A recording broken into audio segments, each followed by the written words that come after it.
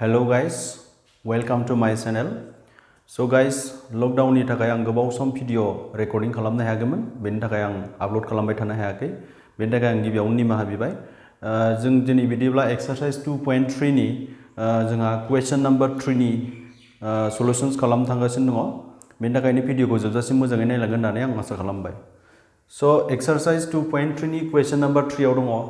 3x to the power 4 plus 6x cube minus 2x square minus 10x minus 5 नि लाथिख' मोननैया root over 5/3 आरो minus root over 5/3 जायोब्ला गुबुन मोननै लाथिख'फोरखौ दिहुन। होमबा मा होनदों? Obtain all zeros of 3x to the power 4 plus 6x cube minus 2x square minus 10x minus 5 if two of its zeros are root over 5/3 and minus root over 5/3. So guys, नोंथांमोनाथ' मिथिखागौ लाथिख'फोरा माखौ होनना बुंनाय जायो, जिर'सआ माखौ होनना बुंनाय जायो, लाथिख'फोरा माखौ होनना बुंनाय जायो, जों जायखौ जों क्लास 9 आव सोलोंबोखादों बेखौनो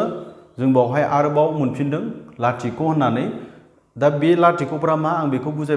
बुजायबाय थाला, जों डाइरेक्ट बेखौ बोरै दिहुननांगौ बेखौ आं खिन्थानि नाय। होमबा जों बेखौ सल्भ खालामनो थाखाय जोंहा होनाय बांबिदाबा नैबे होनाय पलिनमियेला गिभेन पलिनमियेला बे होनाय पलिनमियेला बे 3x to the power 4 plus 6x cube minus 2x square minus 10x minus 5 आरो लाथिख'फोरखौ होनना बुंदों root over 5/3 minus root over 5/3। दा आं बावहाय मोनसे खोथा खिन्थाग्रोनि, हाइस्ट पावारखौ नाय नोंसोरो, सोलायस्लुनि हाइस्ट पावारखौ, भेरिएबलनि हाइस्ट पावारा सोर? 4। अब्ला बेहा लाथिख'आ मोनबेसे थागोन? जिर'सा। नाम्बार अफ जिर'सा लाथिख'फोरा मोनबेसे थागोन? गासै मोनब्रै थागोन। मोनबेसे? 4 जिर'स थागोन बेहा। दा बावहाय मोननैखौ होखादों, बे मोननैखौ होखादों, नाथाय गुबुन मोननैखौ जों दिहुननांगौनो। होमबा मोनब्रै लाथिख'नि मादाव जोंहा मोननैखौ होनाय दङ, जों गुबुन मोननैखौ दिहुननांगौ। दा बेखौ जों बोरै दिहुनगोन?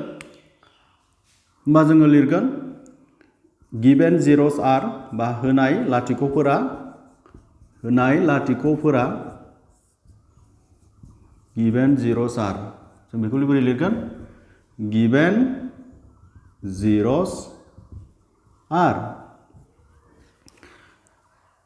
गिभेन जेर'स आर मा? root over 5/3 आरो and मा? root over minus 5/3। आच्छा, जोंहा बे मोननै लाथिख', होमबा जुदि बे मोननैया जाबाय जोंहा जिर'सखौ होनाय थायोब्ला जों मा लिरनो हायो? जिर' माने मा? बियो मोनसे सोलायस्लुनि मान। जिर'स मिन्स बियो मोनसे सोलायस्लुनि मान, मोनसे भेरिएबलनि भेल्यु, मोनसे सोलायस्लुनि मान। बावहाय सोलायस्लुआ मा? x। ओंखायनो बियो मानि मान जागोन? x नि मान जागोन। root over 5/3 जों बेखौबो लिरनो हागोन x equal to minus root over 5/3। होमबा सोलायस्लु जिर'स होननाय लोगो लोगो बियो मोनसे सोलायस्लुनि मान जागोन। बेवहाय मा सोलायस्लुनि मान जागोन? जिहेतु जोंहा सोलायस्लुआ x, ओंखायनो बियो x इक्वल टु जों मा लिरनो हायो? root over 5/3 x equal to minus root over 5/3। दा नोंथांमोना बोरै गोसोआव लाखिनांगोन? लाथिख' होननाय लोगो लोगो जों मा लिरनो हायोनो? x इक्वल root over 5/3 लिरनो हागोन, बेबो लाथिख' नालाय x equal to minus root over 5/3 लिरनो हागोन। माने सोलायस्लुनि इक्वेल लिरनो हायो। बे एक्सल' लिरनो हागोन बे नङा, बेनि जायगायाव जों माबो लिरनो हागोन? वाइबो लिरनो हागोन। नाथाय जों बेवहाय मानो वाइ लिराखै? बिनि मेन रिजोना जाहैबाय जोंहा सोलायस्लुआ मायाव दङ? x। ओंखायनो जों बेवहाय मायाव लिरदों? x लिरदों। अके, होमबा नाय, जों बयबो मिथिगौ जोंहा रुट अभारखौ बोखारनो थाखाय जोंहा मोनसे खामानि मावनो हायो। बे खामानिया मा? रुट अभारखौ बोखारनो थाखाय जों मोनसे खामानि मावनो हायो। बे खामानिया मा? बे खामानियानो जाबाय, बेवहाय देयारफर लिरबा जोंहा साबसिन जागोन, इमप्लाइस लिरालासिनो देयारफर। होमबा बे खामानियानो जाबाय मा? बे खामानियानो जाबाय फारनैथिंबो मा खालामनांगौ? स्कुवेर खालामनांगौ। बेखौबो स्कुवेर खालामबा बेखौबो स्कुवेर खालामफानांगोन, होमबासो जोंहा नैबेनि मिनिङा थाहैगोन। होमबा जों बेखौ स्कुवेर खालामोब्ला रुट अभार 5/3 बेखौबो जों मा खालामनांगोन? स्कुवेर खालामनांगोन। बेखौबो जों मा खालामनांगोननो स्कुवेर खालामनांगोन बेबायदिनो बेखौबो बिथिंबो स्कुवेर खालामसै होमबा मा जागोन माइनास रुट अभार 5/3 एक मिनिट आच्छा जों बेखौ स्कुवेरिं खालामग्रोआलासिनो जों मोनसे खामानिबो मावनो हायो स्कुवेरिं खालामग्रोआलासिनो स्कुवेरिं खालामबा जोंहा बे प्लास जाहैगोन बेखौ जों बिदि खालामालासिनो मोनसे खामानिबो मावनो हायो बेखौ जों ओरै खालामसै नाय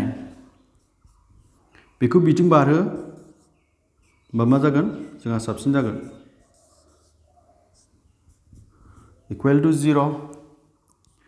बेखौ बिथिं बारहोबा मा जागोन बियो माइनासमोन बे मा जागोन प्लास जागोन बिथिं मा थासिगोन जेबो गैला माने मा थासिगोन बिथिं 0 होमबा जोंहा बिदि मोनबाय x minus root over 5/3 x plus root over 5/3 मोनबाय दानिया नाय आं मानो स्कुवेरिं खालामासै स्कुवेरिं खालामाबाबो जोङो बर्ग फारनैथिंबो बर्ग खालामाबाबो जोङो नैबे रुट अभारखौ बोखारनो हाखागोन ओंखायनो आङो स्कुवेरिं खालामासै होमबा दानिया नायदो दानिया बिसोर मोननैखौ सानजाब माल्टिप्लाइ खालाम माने मा x minus root over 5/3 whole x plus root over 5/3 whole बिसोर मोननैखौ जों मा खालामबाय माल्टिप्लाइ खालामबाय इकुवेलसिननि लेफ्टजों लेफ्ट माल्टिप्लाइ 0 जों 0 माल्टिप्लाइ 0 जों 0 माल्टिप्लाइ जाबा जोंहा 0 आनो जायो होमबा जों बेखौ बिदि मोनबाय बेसिम बयबो बुजिबाय जानांगौ बेसिम बोरै मोनफैखो जोङो बेसिम जों बेजों माल्टिप्लाइ खालामबाय अके होमबा बेजों माल्टिप्लाइ जाबा जोंहा 0 जों 0 माल्टिप्लाइ जागोन अके स' दानिया जोंहा मोनसे फर्मुला दंमोन मा फर्मुला बियो a plus b a minus b equal to मा लिरनो हायो a स्कुवेर माइनास मा लिरनो हायो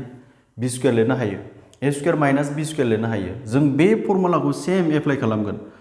अच्छा बावहाय नाय बे फर्मुलाखौ जों आरो ओरैबो लिरबाबो जायो a minus b a plus b लिरबाबो जायो सोरबा साननो हागौ a प्लास b आ सिगाङाव थाबाल' जायो बे नङा जोंहा माल्टिप्लाइथ' सानजाबनायथ' उन सिगां थाबाबो जेबो नङा होमबा बेखौ a माइनास b बेखौ मा होनना सानना लानांगोन जोङो a plus b a minus b a plus b मा जायो a square minus b square a नि जायगायावसो दङ x b नि जायगायावसो दङ रुट अभार 5/3 a नि जायगायाव x दङ b नि जायगायाव रुट अभार 5/3 दं नाय a minus b a plus b होमबा a square minus b square जागोन a स्कुवेरनि जायगायाव जोंहा मा जागोन x स्कुवेर जागोन मानो होनबा a नि जायगायाव जोंहा x दङ माइनास b स्कुवेर जागोन b नि जायगायावसो दङ रुट अभार 5/3 रुट अभार 5/3 बे जाबाय b होमबा b स्कुवेर माने मा जागोन root over 5/3 whole square equal to मा जागोन 0 जागोन जों बे फर्मुलाखौ बावहाय इउज खालामबाय एप्लाइ खालामबाय बाहायबाय होमबा जों बेसे मोनगोन नाय आं बेखौ खोमोरनि बेसे मोनगोन नाय बिथिं लिरनि x स्कुवेरा x स्कुवेर माइनासआ माइनास रुट अभार 5/3 मा दङ रुट अभारजों जोंहा स्कुवेरजों जेब्लाबो मा जायो केन्सेल जायो ओके रिमुभ जायो जेब्ला स्कुवेर थायो अब्ला रुट अभारा रिमुभ जायो माने गैया जायो दानजालायो होमबा स्कुवेरजों रुट अभारजों दानजालायबा मा थागोन अनलि मा थागोन 5/3 इकुवेल टु मा 0 मोनबाय जोङो दानिया बेखौ जों आरोबाव सिम्पलेस्ट फर्माव लाबोबावनि गोरलै महराव लाबोबावनो थाखाय जोङो मा खालामगोन दुसासा लागोन बा जोङो मोनथामजोंबो जोङो 3 माल्टिप्लाइ खालामनांगोन बोरै खालामगोन नाय जों दुसासा लानायखौनो खालामसै दुसासा लामा मा जागोन गाहायाव सोर दङ बावहाय अनलि 1 बेवहाय मा दङ 3 दुसासाया सोर जाखागोन बिदिब्ला सोर जाखागोन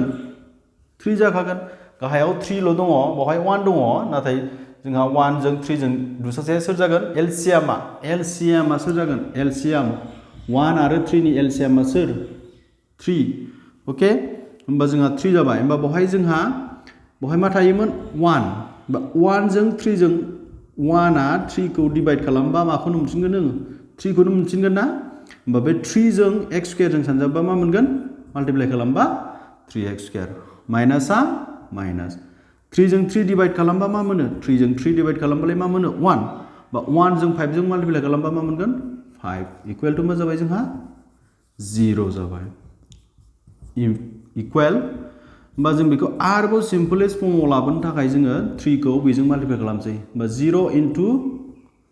3 डिवाइड जाना थानायखौ जों इक्वेशन बारोबा मा जायो जोंहा माल्टिप्लाइ जायो सानजाब जायो होमबा सानजाब जायोबा 0 जों एनी नाम्बार माल्टिप्लाइ खालामोबा सानजाब जायोबा माखौनो मोनगोन 0 खौनो मोनगोन ओके माखौनो मोनगोन जोङो 0 खौनो मोनगोन दा बावहाय जोङो बेखिनिसिम सिम्पलेस्ट फर्माव फैबाय दा बेखौ जोङो बेबायदि 3x square minus 5 equal to 0 मोनफैनो थाखाय जों बेबायदि एलसिएम लायाबालासिनो दुसासा लायाबालासिनोबो खालामनो हायो नाय बोरै खालामगोन नाय जोङो माखौ 3 खौ खोमोरनो थाखाय मोनफ्रोमजोंबो 3 3 3 माल्टिप्लाइ खालाम होमबा 3 3 माल्टिप्लाइ खालामबा मा जागोन 3x square 5 into 5 by 3 into 3 0 into 3 okay मा जागोन बियो नाय 3x स्क्वायर माइनास 3 जों 3 दानजाबाय मा थाखो 5 0 into 3 0 जों बेबायदिबो खालामनो हायो सिम्पलेस्ट महराव लाबोनो थाखाय बा आं दहाय खालामनाय बायदिबो जों मा खालामनो हायो ओके जुदि नोंसोर बबेखौ गोरलै मोनदों नोंसिनि गोसो बेखौ खालामो ना बै आं दानि बावैसो खालामनाय बबेखौ लानो नोंसिनि गोसो बबेखौ मोजां मोनो नोंसोर बेबायदि खालामनो हागोन आरो दस्रा आलादा मोनसे दंबावो बेबायदिजोंबो जों बे महराव लाबोनो हायो ओके स' जों बिसिम फैबाय दानिया नाय होनाय लाथिख'फोरा given zeros are root over 5/3 and minus root over 5/3 बिनिफ्राय बानायै जों बेसां मोनहैबाय बानायै जा मोनहैदों बे जाहैबाय 3x स्क्वायर माइनास 5 बे 3x स्क्वायर माइनास 5आ 3x स्क्वायर माइनास 5आ नैबेजों मा रिलेशन्स दङ बेजों मा सोमोन्दो दङ नैबे बां बिदाबजों बे पलिनमियेलजों मोनसे सोमोन्दो दङ बे सोमोन्दोआ मा बे रिलेशनशिपआ मा नाय बेखौ नोट खालामना ला आङो बेखौ खोमोरनोसै बे रिलेशनशिपआनो जाहैबाय ओरैबायदि बे रिलेशनशिपआ ओरैबायदि आं बेखौ खोमोरनोसै बुजिबाय जानांगौ बेखिनिखौ बे रिलेशनशिपआ मा नाय बे रिलेशनशिपआनो जाबाय देयरफर 3x स्क्वायर माइनास 5आ सोरनि 3x to the power 4 plus 6x cube minus 2x square minus 2x square minus 10x minus 5 नि मोनसे सानजाबगिरि बुजिदोंना बे रिलेशनशिपआ बेनो आं दानि बुंनाया बेनो बे 3x स्क्वायर माइनास 5आ नैबिनि मोनसे मा जागोन बे बांबिदाबनि मा जागोन मोनसे सानजाबगिरि जागोन दानिया बे बोरै सानजाबगिरि जाफैखो बोरै बेबायदि सानजाबगिरि जाफैनो हाखो बिदि साननो हागौ 3x स्क्वायर माइनास 5आ बिनि बोरै मोनसे सानजाबगिरि जाखो मानो जाखो जोंहा बियो मानिफ्राय फैदों 3x स्क्वायर माइनास 5आ मानिफ्राय फैदों 3x स्क्वायर माइनास 5आ नैबिनि लाथिख'फोरनिफ्रायसो फैदों बिनि लाथिख'फोरनिफ्राय जोङो खालामनानै मोननायानो जाहैबाय 3x स्क्वायर माइनास 5 ओंखायनो बियो बिनि मोनसे मा जाना दङ सानजाबगिरि जादों अर्थात जों बेखौ बोरै लिरगोन 3x square minus 5 is a factor of नैबिनि 3x to the power 4 plus 6x cube minus 2x square minus 10x minus 5 जों बेबायदि लिरगोन इंलिसाव ओके स' आं बेखौ खोमोरनोसै बुजिबाय जानांगौ मानो बियो मोनसे सानजाबगिरि जाखो गोसोआव लाखिनो गोनां बाथ्राया बेनो लाथिख'फोरनिफ्राय जोङो जुदि बेबायदि खालामनानै मोनहैनाया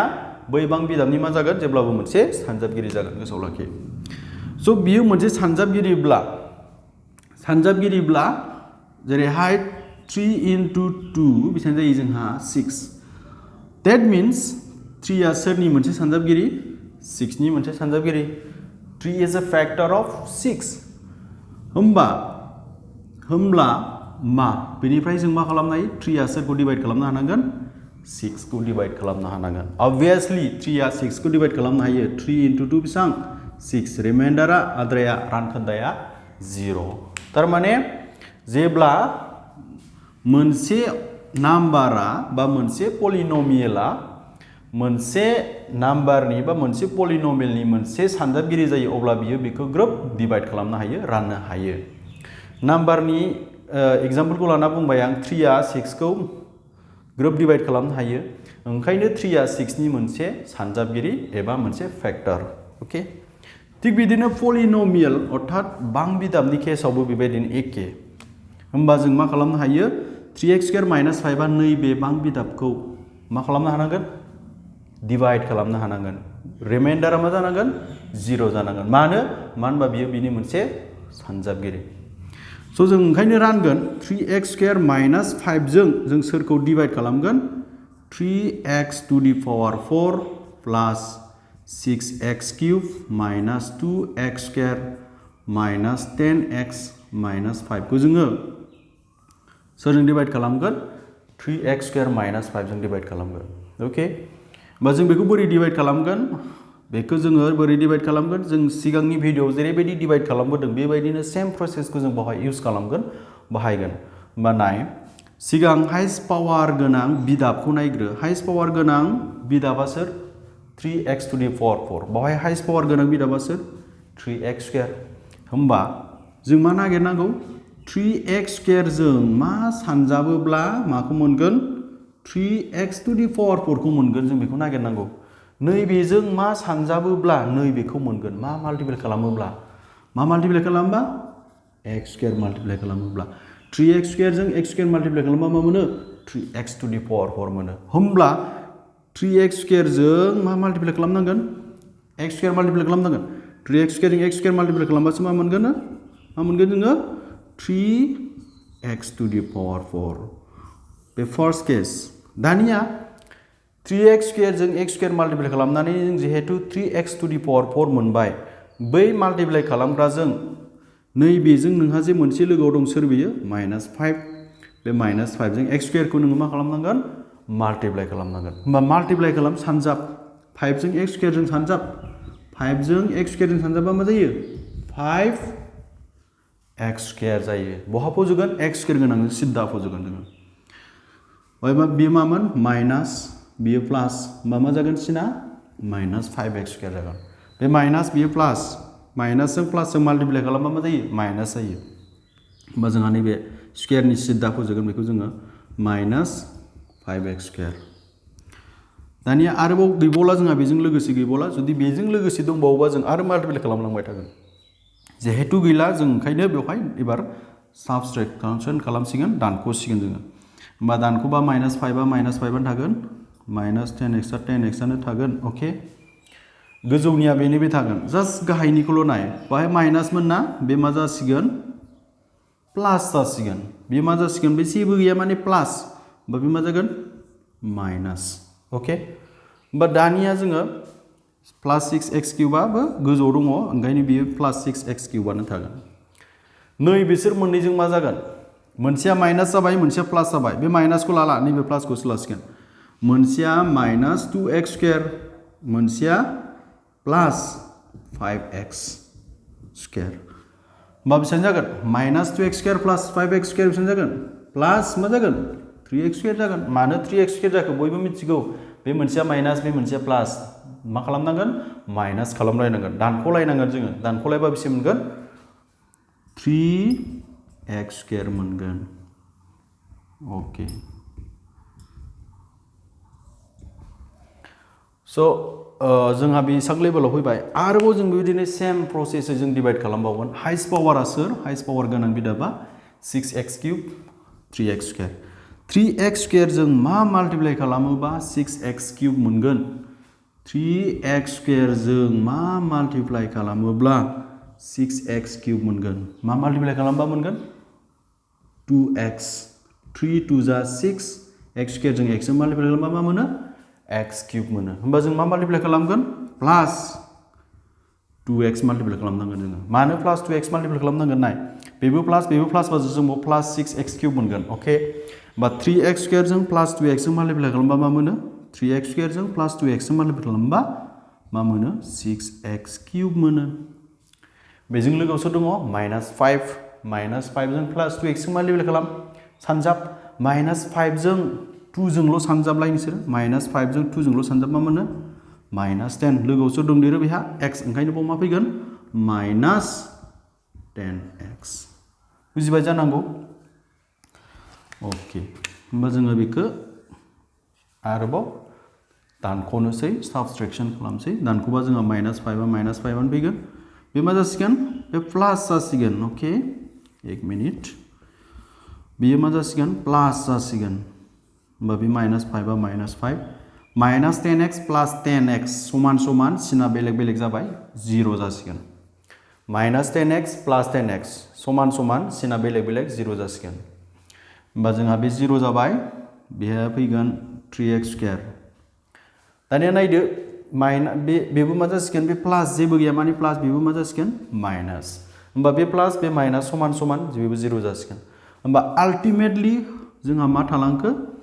3x स्क्वायर - 5 नै बेनो नाय 3x स्क्वायर - 5 आनो 3x स्क्वायर - 5 आनो बावबो okay 3x square - 5 रानग्रायाबो रानजाग्रायाबो 3x square - 5 होमबा मा गावखौ गावजों डिवाइड खालामबा मा मोनो 1 माल्टिप्लाइ खालामलाय थारमाने डिवाइड खालामग्रायाबो 5 डिवाइड खालामजाग्रायाबो 5 जाना दङ 5 जों मा माल्टिप्लाइ खालामबा 5 मोनगोन 1 थिग बेबायदिनो सेम जाना दङ होमबा 3x स्क्वायर - 5 जों +1 माल्टिप्लाइ खालामबानो माखौ मोनगोन 3x स्क्वायर - 5 मोनगोन आं बेखौ बलिनि 3x स्क्वायर - 5 3x स्क्वायर - 5 बेबायदि जाबाय समान बे मा जासिगोन माइनास बे माइनास माने मा जासिगोन प्लास माइनास समान 0 प्लास माइनास समान 0 होमबा रिमाइन्डारा मा जाहैबाय जोंहा बहाय रिमाइन्डारा मा जाहैबाय 0 जाहैबाय अके जों राननो हाबाय ग्रोब डिवाइड खालामनो हाबाय जों ग्रोब डिवाइड खालामनो हानानै जों बेसे मोनखो x स्क्वायर + 2x + 1 नाय जों बेयावनो मिथियो जे 3x स्क्वायर - 5 आ जों बाव मा लिरदोंमोन 3x स्क्वायर - 5 आ 3x to the power 4 + 6x cube - 2x square - 10x - 5 नि मोनसे सानजाबगिरि होनना लिरदोंमोन जोङो 3x square - 5 is a factor of 3x to the power 4 + 6 cube - 2x square - 10x - 5 होनना लिरदों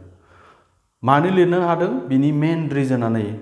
बियो बेखौ ग्रोब डिवाइड खालामनो हायो ओके आरो जों प्रमाणखौबो मोनबाय जों प्रुफखौबो मोनबाय दानिया जों बेखौ नोट खालामना ला जोंहा बेखिनिसिम जोबथाहैबाय बे डिवाइड खालामनायनि प्रसेसा दानिया जों मा खालामगोन जोङो डिवाइड खालामनानै मा मोनखो जों डिवाइड खालामनानै मा मोनदों नैबे डिभिजरखौ नैबे डिभिजर बे डिभिजन बेखौ जों नांगोन ओके डिभिडेन्डखौ नांगोन सरि बे डिभिजन नङा कुवेसनखौ जोंनो नांगोन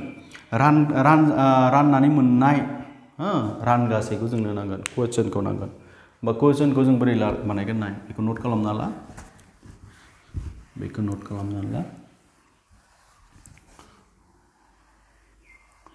therefore जों मा लिरगोन therefore रानगासै जायखौ जों मा होनना बुङो quotient रानगासैया बेसेबां x स्क्वायर + 2x + 1 बे जाबाय जोंहा रानगासै राननानै मोननाय ओके बे राननानै मोननायखौ जोंनो नांगोन बावहाय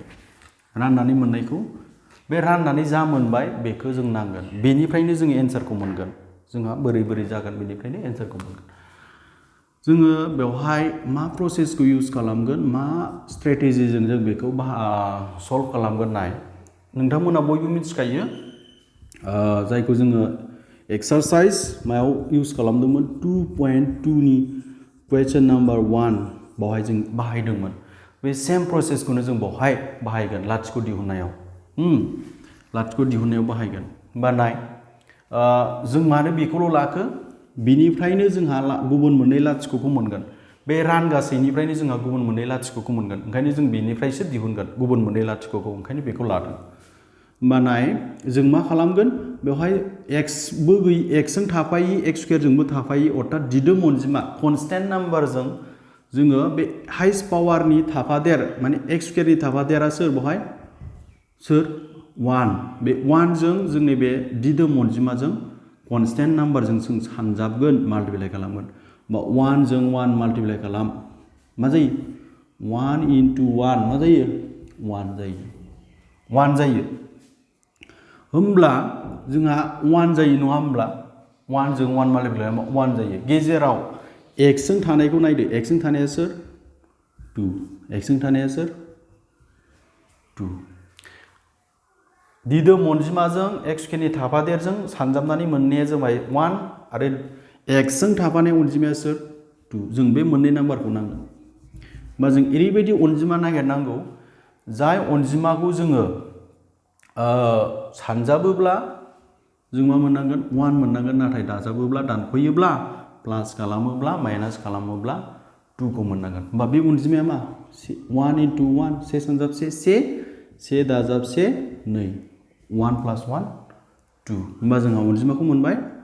अनजिमाया एखे जानांगोन बे अनजिमायानो बाव फैफिननांगोन होमबा बावहाय जोंहा एक्स स्क्वायर प्लास जों मा लानो हायो 1 plus 1 लानो हायो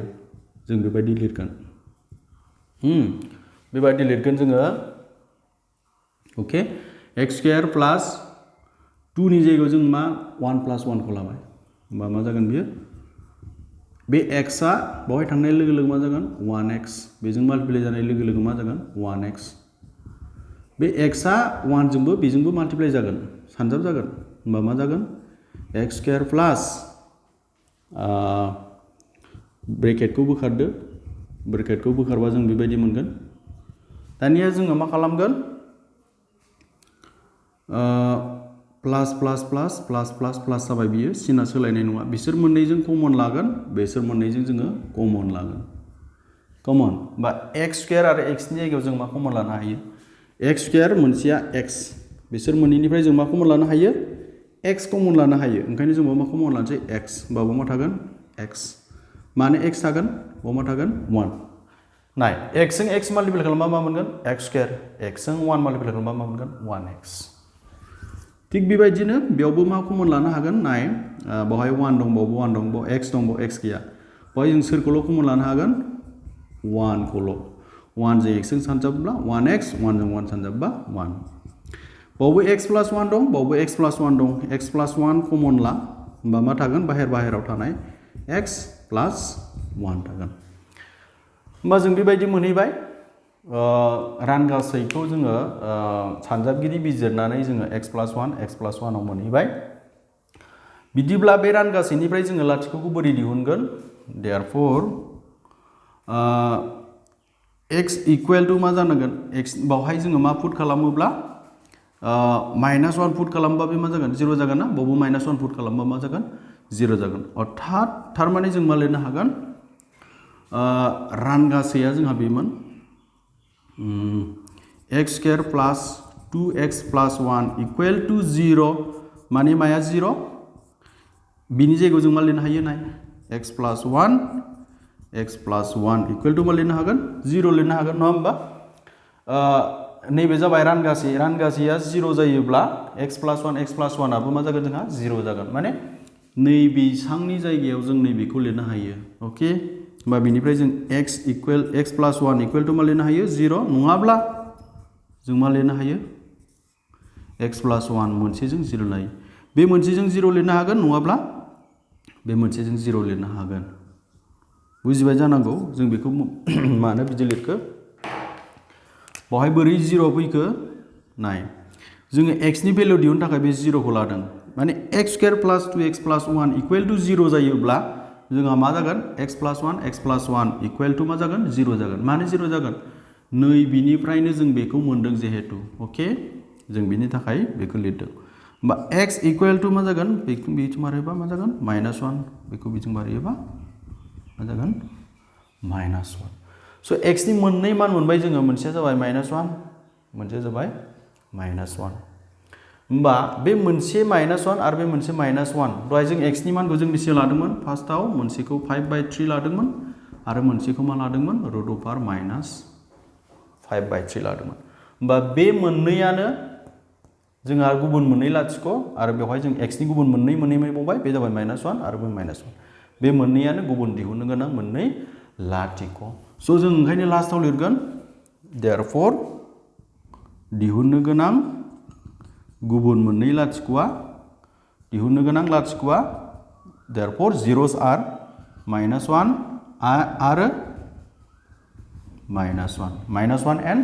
-1। स' गुबुन मोननै लाथिख'आ जोंहा मोनसेया -1 मोनसेया मा -1 मोनसेया मामोन √5/3 गुबुन मोनसेया मामोन -√5/3 बे जाबाय मोनब्रै लाथिख'फोर जिर'सफोर। बे प्रसेसै जोङो लाथिख'फोरखौ दिहुननो होगोन।